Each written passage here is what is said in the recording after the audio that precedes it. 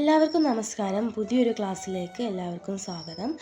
ഇന്ന് നമ്മൾ നോക്കാൻ പോകുന്നത് +2 മലയാളം പാഠപുസ്തകത്തിലെ ദർപ്പണം എന്ന 3-ാമത്തെ അധ്യായത്തിലെ 2-ാമത്തെ പാഠഭാഗമായിട്ടുള്ള ഗൗളി ജന്മം എന്ന പാഠഭാഗമാണ്. മലയാളത്തിലെ പ്രശസ്ത എഴുത്തുകാരിയാണ് ഗ്രേസി. പെൺപക്ഷത്തിൻ്റെ വികാരം പ്രതിഫലിപ്പിക്കുന്ന എഴുത്തുശൈലിയാണ് ഗ്രേസിയുടേത്. അതായത് സ്ത്രീ നേരിടുന്ന സാമൂഹ്യ പ്രശ്നങ്ങൾ പ്രതിപാദിക്കുന്ന എഴുത്തുരീതി. സ്ത്രീ ശരീരത്തെയും സ്ത്രീ വികാരത്തെയും കുറിച്ചുള്ള തുറന്നെഴുത്തുകൾ ഗ്രേസിയുടെ നിരവധി എഴുത്തുകളിൽ നമുക്ക് കാണാൻ സാധിക്കും. മലയാളത്തിലെ മറ്റു എഴുത്തുകാരിൽ നിന്നും വ്യത്യസ്തമായ വിഷയങ്ങളിലൂടെയും ശൈലിയിലൂടെയും ആയിരുന്നു ഗ്രേസിയുടെ രചന. ഇത്തരത്തിൽ സ്ത്രീയുടെ ജീവിതാനുഭവങ്ങളെ വ്യത്യസ്തമായിട്ട് ആവിഷ്കരിച്ച ഗ്രേസിയുടെ ഒരു കൃതിയാണ് നമുക്ക് പഠിക്കുവാനുള്ള ഗൗളി ജന്മം എന്ന പാഠഭാഗം. കഥയിലെ പേര് പോലെ തന്നെ 2 ഗൗളികളാണ് ഈ കഥയിലെ പ്രധാന കഥാപാത്രങ്ങൾ. ഗൗളികളിലൂടെ എങ്ങനെയാണ് ഒരു സ്ത്രീയെ ആവിഷ്കരിക്കുന്നത് എന്ന ചോദ്യത്തിലാണ് ഗ്രേസിയുടെ ഗൗളി ജന്മം എന്ന കഥയും ഗ്രേസി എന്ന എഴുത്തുകാരിയും വിജയിച്ചിരിക്കുന്നത്. നമുക്ക് പഠിക്കാനുള്ള ഗൗളി ജന്മം എന്ന ഈ ഒരു പാഠഭാഗം കഥയ്ക്കുള്ളിലെ ഒരു കഥയാണ്. അതായത് ഒരു ആശുപത്രി ചുവരിൽ കഴിയുന്ന 2 ഗൗളികളുടെ സംഭാഷണത്തിലൂടെയാണ് ഈ കഥ മുന്നോട്ട് പോകുന്നത്. ഭാര്യ ഭർത്താക്കന്മാരായി ജീവിച്ചിരുന്ന 2 ഗൗളികളാണ് ഇതിലെ കഥാപാത്രങ്ങൾ. ഉറച്ച നിലപാടും സ്വതന്ത്ര ചിന്തയുമുള്ള സ്ത്രീയുടെ പ്രതീകമായാണ് ഈ കഥയിലെ പെൺഗൗളിയെ അവതരിപ്പിച്ചിട്ടുള്ളത്. അപ്പോൾ ആശുപത്രിയിൽ ചികിത്സയിലിരിക്കുന്ന ഒരു ചെറുപ്പക്കാരനും അവൻ്റെ കാൽക്കീഴിൽ സങ്കടപ്പെട്ടുകൊണ്ട് അവൻ്റെ രോഗം മാറുന്നതും കാത്ത് അവനെ കാത്തിരിക്കുന്ന അവൻ്റെ ഭാര്യയെയുമാണ് ചുവരിലിരുന്നു കൊണ്ട് ഗൗളികൾ നിരീക്ഷിക്കുന്നത്. അവരെ കണ്ടാൽ തന്നെ അറിയാം അവർ നവദമ്പതികളാണ്. അപ്പോൾ ആ യുവതിയുടെ കണ്ണുകളിൽ ആരുടെ ഹൃദയത്തെയും തകർത്ത് കളയാൻ പാകത്തിലുള്ള ഒരു ശൂന്യത നമുക്ക് കാണാൻ സാധിക്കുന്നുണ്ട്. അപ്പോൾ അത് കണ്ടിട്ട് ആൺഗൗളി അസ്വസ്ഥനായിട്ട് നിൽക്കുകയാണ്. ഈ യുവതിയുടെ പേര് ആരതി എന്നാണ് കേട്ടോ. ആരതിയുടെ ഭർത്താവിന് ഒരു ആക്സിഡൻറ്റ് സംഭവിച്ചതാണ്. അപ്പോൾ ആക്സിഡൻറ്റ് സംഭവിച്ച് ചികിത്സയിലിരിക്കുക അയാൾക്ക് മഞ്ഞപ്പിത്തം ഉണ്ടാകുകയാണ്. അപ്പോൾ പെട്ടെന്ന് മുറിയിലേക്കൊരു സന്ദർശക കയറി വരികയാണ്. മരണാസന്നനായി കിടക്കുന്ന ഒരാളുടെ മുറിയിലേക്ക് അല്ലെങ്കിൽ അയാളെ കാണാൻ വരുന്ന ഒരു സന്ദർശകർ സാധാരണ എന്താ ചെയ്യാറുള്ളത്? അവരുടെ കൂടെ ഉള്ളവർക്ക് ഒരു ആശ്വാസം നൽകാൻ വേണ്ടിയിട്ടാണല്ലേ വരാറുള്ളത്. പക്ഷെ ആ സന്ദർശക വന്ന ഉടനെ തന്നെ ആരതിയോട് പറയുന്നുണ്ട്, എൻ്റെ ഒരു കസിൻ ഇതുപോലെ തന്നെ ആക്സിഡൻറ്റിൽ പെട്ട് പിന്നെ മഞ്ഞപ്പിത്തം കയറിയാണ് മരിച്ചത് എന്ന്.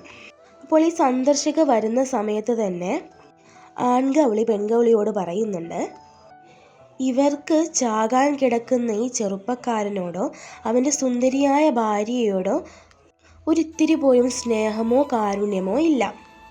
അവരെ 2 പേരെയും സമാധാനിപ്പിക്കുന്നതിന് പകരം അവരെ കുറച്ചുകൂടി വിഷമിപ്പിച്ച് ആശയക്കുഴപ്പത്തിലേക്ക് തള്ളിവിടാനാണ് ഇവർ വരുന്നത് എന്ന്. അപ്പോൾ ഇത് കേട്ടിട്ട് ആരതിക്ക് തിരിച്ചൊന്നും പറയാനുണ്ടായിട്ടുണ്ടായിരുന്നില്ല. അപ്പോൾ ആരതി പ്രതികരിക്കാത്തത് കണ്ടിട്ട് സന്ദർശിക പിന്നെയും പറയുകയാണ്, നീ തളരരുത് ആരതി, നിനക്ക് ചെറുപ്പമല്ലേ, ജീവിതം ഇതുകൊണ്ടൊന്നും തീർന്നു പോവുകയില്ല. നീ പ്രഗ്നൻറ്റോ മറ്റോ ആണോ? എങ്കിൽ അതങ്ങ് അബോർട്ട് ചെയ്തേക്ക്. ഇക്കാലത്ത് തന്തയില്ലാത്തൊരു കുട്ടിയെ വളർത്തിയെടുക്കുക എന്നതൊക്കെ പറഞ്ഞാൽ വളരെ മെനക്കേടാണ്. ഒന്നാമതേ തന്നെ തകർന്നിരിക്കുന്ന ആരതിയെ സന്ദർശികയുടെ ഈ വാക്കുകൾ ഒന്നുകൂടി തളർത്തുകയാണ്. പുരുഷനില്ലെങ്കിൽ സമൂഹത്തിൽ സ്ത്രീ ഒറ്റപ്പെടുമെന്നാണ് സന്ദർശികയുടെ ഈ വാക്കുകളിൽ നമുക്ക് കാണാൻ സാധിക്കുന്നത്. സന്ദർശികയുടെ ഈ വാക്കുകൾക്കെതിരെ പെൺഗൗളി ചിലച്ചുകൊണ്ട് പ്രതിഷേധിക്കുകയാണ്. അപ്പോൾ പെൺഗൗളി ഇങ്ങനെ ചിലയ്ക്കുന്നത് കണ്ടിട്ട് ആൺഗൗളി പെൺഗൗളിയോട് പറയുന്നുണ്ട്, മനുഷ്യർ എത്ര തന്നെ പുരോഗമിച്ചാലും ഗൗളിയുടെ ചിലക്കലിൽ വലിയ വിശ്വാസമാണ്. അതും ബുധനാഴ്ച തെക്ക് പടിഞ്ഞാറ് ഭാഗത്തൊരു ഗൗളി ചിലച്ചാൽ ബന്ധുമരണം ഉറപ്പാണ് എന്നാണ് അവർ വിശ്വസിക്കുന്നത്.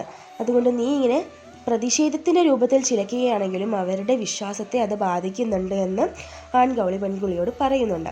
അപ്പോൾ ഇത് കേട്ടിട്ട് പെൺഗൗളി തലകുനിച്ച് നിൽക്കുകയാണ് ചെയ്യുന്നത്. വലിയ വിദ്യാസമ്പന്നരായ ജനങ്ങൾ അന്ധവിശ്വാസത്തിൽ ഇന്നും വിശ്വസിക്കുന്നുണ്ട്. അപ്പോൾ അവരെ ആക്ഷേപിക്കുകയാണ് ഗ്രേസി ഈ വരികളിലൂടെ. അപ്പോൾ ഇത്രയൊക്കെ പറഞ്ഞിട്ട് സന്ദർശക മുറിവിട്ടു. സന്ദർശക മുറിവിട്ട ശേഷം ആരതിയുടെ ഭർത്താവ് ആരതിയോട് ചോദിക്കുന്നുണ്ട്, നീ എൻ്റെ കുഞ്ഞിനെ കൊന്നുകളയുമോ എന്ന്. അപ്പോൾ ഇവിടെ നമുക്ക് എൻ്റെ കുഞ്ഞ് എന്ന പ്രയോഗത്തിൽ നമുക്ക് പുരുഷാധിപത്യത്തെ കാണാൻ സാധിക്കും. അപ്പോൾ അയാളുടെ മരണശേഷം ആരതി മറ്റൊരു കൂട്ട് തേടുമോ എന്നൊക്കെയുള്ള പേടിയും നമുക്കിവിടെ കാണാൻ സാധിക്കും. അതോടൊപ്പം തന്നെ ആ കുഞ്ഞ് തൻ്റേതാണ് എന്ന് ശക്തമായി അയാൾ പറയുന്നുണ്ട്. അപ്പോൾ സ്ത്രീകൾക്ക് വേണ്ടത്ര വില നൽകുന്നില്ല, പുരുഷാധിപത്യം കൊണ്ട് സ്ത്രീകൾക്ക് വേണ്ടത്ര വില ലഭിക്കുന്നില്ല എന്നൊക്കെയാണ് വാസ്തവത്തിൽ നമുക്കിവിടുന്ന് മനസ്സിലാക്കാൻ സാധിക്കുന്നത്. അപ്പോൾ ആരതിയാകട്ടെ അവളുടെ കണ്ണീര് കൊണ്ടാണ് ഇതിനൊക്കെ മറുപടി നൽകുന്നത്. അപ്പോൾ ആ സമയത്ത് ഡോക്ടർ മുറിയിലേക്ക് കടന്നു വരികയാണ്. അപ്പോൾ ഡോക്ടറെ കണ്ട ഉടനെ തന്നെ ആൺഗൗളി പറയുകയാണ്, ഇയാളാണ് ഈ യുവാവിനെ കൊലയ്ക്ക് കൊടുക്കാൻ പോകുന്നത് എന്ന്. ആക്സിഡൻറ്റ് സംഭവിച്ചിട്ടാണ് അയാളെ ആശുപത്രിയിലേക്ക് കൊണ്ടുവന്നിട്ടുണ്ടായിരുന്നത്. എന്നാൽ അയാൾ ഇപ്പോൾ മരിക്കാൻ പോകുന്നത് ആക്സിഡൻറ്റ് കാരണമല്ല, അയാൾക്ക് മഞ്ഞപ്പിത്തം കാരണമാണ് അയാളിപ്പോൾ മരിക്കാൻ പോകുന്നത്. ഇപ്പോൾ നിലവിൽ അവരിപ്പോൾ ചികിത്സയിൽ കഴിയുന്ന ഈ ഒരു ഹോസ്പിറ്റലിൽ മഞ്ഞപ്പിത്തത്തിന് വേണ്ട മതിയായ ചികിത്സ ഉണ്ടായിരുന്നില്ല. എന്നാൽ തൊട്ടടുത്തുള്ള ഹോസ്പിറ്റലുകളിലൊക്കെ അതിന് വേണ്ടിയിട്ടുള്ള ചികിത്സകൾ ഉണ്ടായിരുന്നു. എന്നിട്ടും ഡോക്ടർ അവരെ ആ ഹോസ്പിറ്റലുകളിലേക്കൊന്നും റെഫർ ചെയ്തിട്ടുണ്ടായിരുന്നില്ല. ഇവിടെ നമുക്ക് വലിയ വലിയ ഉദ്യോഗസ്ഥർ തമ്മിലുള്ള ഈഗോ പ്രശ്നങ്ങളെയും നമുക്ക് കാണാൻ സാധിക്കും. മാത്രമല്ല വലിയ ഹോസ്പിറ്റലുകളിലൊക്കെ നടക്കുന്ന ചികിത്സാ പിഴവ് എങ്ങനെയാണ് സാധാരണ ജനങ്ങളെ ബാധിക്കുന്നത് എന്നും നമുക്കിതിലൂടെ മനസ്സിലാക്കാൻ സാധിക്കും. ഇനി നമുക്ക് അടുത്ത ഭാഗം അടുത്ത ക്ലാസ്സിൽ ചർച്ച ചെയ്യാം.